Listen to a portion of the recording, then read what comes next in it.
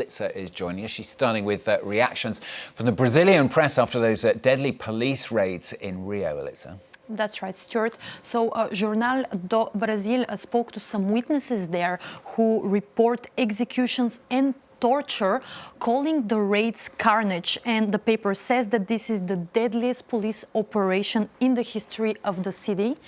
And then an opinion piece here in O Globo says that Rio is just the most visible wound on a rotting body.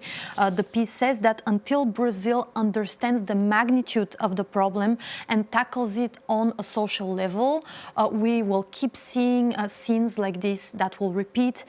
It says we will continue to fight a losing battle, killing people and then horrifying ourselves with the news that follows. And then Folha de Sao Paulo here reports that the governor of Rio described the operation as a success, saying that it had preserved the lives of many residents despite the many people who were killed. And finally, I want us to take a look at this feature here by The Guardian. The correspondent of the paper reported from Vila Cruzeiro, and that's the northern favela that was targeted by the police raids. And the paper explains that it's likely that many of the men who were killed, who are between the ages of 20, 30, even some in their late teens, were indeed members of the local drug faction called the Red Command. But locals who flocked to the scene remind that Brazil does not have the death penalty, and even if those young men were indeed involved in the drug trade, they should have been arrested and not executed. Another announcement from Donald Trump. He made this one, in fact, just before the meeting with China's Xi Jinping. He directed the Pentagon to begin testing nuclear weapons. Yeah, indeed. And the Washington Post here reports that Trump wants the testing to occur on an equal basis with Russia and China.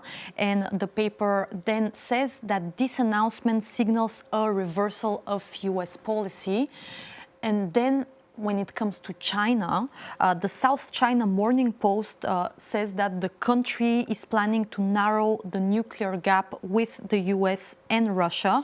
And the article reminds that the United States and Russia currently hold together roughly around 90% of the world's nuclear weapons. Russia, meanwhile, keeps testing its nuclear weapons. Yeah, indeed. And Putin announced the test of a tsunami-making nuclear weapon. This is after another announcement that he made a couple of days earlier. And according to Putin, there is nothing like this in the world in terms of speed, and there are no ways to intercept that new weapon. And then Radio Free Europe explains details a bit that weapon. It says that it has been dubbed a doomsday machine, and Western analysts say that if it is deployed and actually detonated, it would shower radioactivity and render huge territories uninhabitable. Now to a slightly different Russian topic. Some people there are trying to actually ban Halloween. Good luck to them on this. What's this about then? Yeah, indeed. They are called Russia's moral guardians. They are activists or officials who work at local governments who have told teachers to cancel any Halloween-related festivities. They say that the holiday goes against the country's traditional and orthodox values, calling it basically a satanic ritual. And for an example, a city councilman in Krasnoyarsk called it a monstrosity and a perverse game with death and violence disguised as entertainment, Stuart. Harsh words. Yeah, very harsh words. Finally, Leavitt has found a story on a kind of wild text exchange, really, between the White House press secretary and a Huffington Post journalist, a HuffPost journalist. Yeah, indeed. The New York Times, of course, says that often the Trump administration is not very welcoming to journalists. But what happened to this journalist here, he is called Shirish Deite, is quite rare.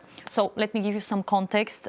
Recently, Trump said that he might hold a meeting with Putin in Budapest. Of course, that was cancelled. But after he made the announcement, Deite, the journalist, asked who recommended the Hungarian capital. And then the White House press secretary, Karoline Leavitt, responded, "Your mom did." Ooh. Ooh, indeed. And she even posted the whole text exchange on her X account. "Your mom did." Like, wow. Then he asked, "Is this funny to you?" And she continued with the insults, describing Daytay as a far-left hack who nobody takes seriously, not even his colleagues. And the HuffPost, however, fired back and kind of used the whole drama to promote its membership program by saying, "MAGA makes your mom jokes, we make headlines. Serious questions deserve better than middle school humor." Always nice to have a bit of respect between, I was going to say between colleagues, not necessarily between colleagues, but people who sort of work together anyway. Alyssa, thanks very much. Alyssa Galliver there with the press review for us here on France 24.